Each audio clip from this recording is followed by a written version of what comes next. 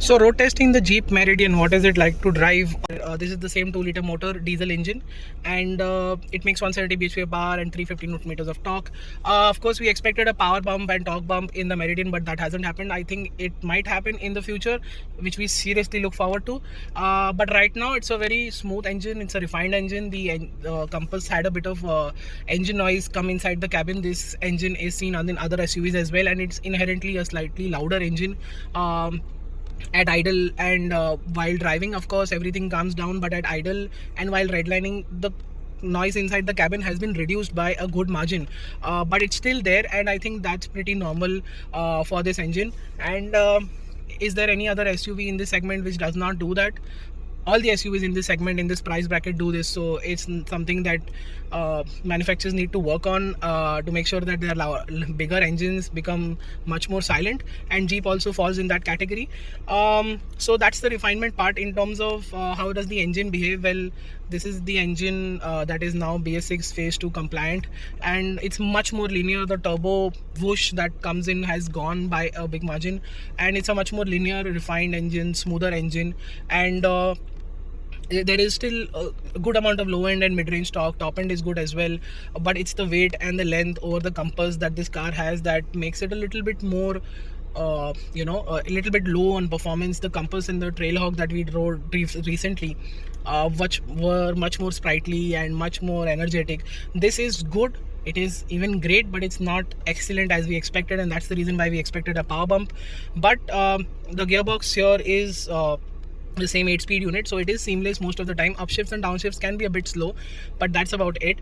And the brakes also, on our test car, the pedal bite is a little bit dull, but braking performance, what we realized, is very, very nice. And it's got disc brakes all around, so once the brake service has been done, then I'm pretty sure the brakes are going to be excellent. And our first ride review also showed that the brakes were also quite good.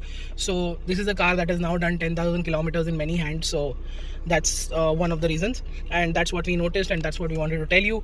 4x4, as always, works brilliantly with the Meridian.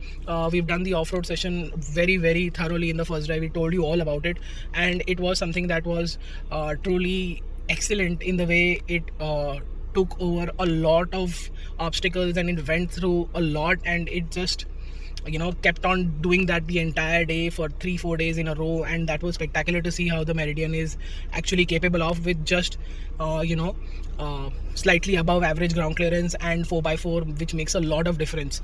So the 4x4 part is checked. Even the ride quality is excellent over our roads.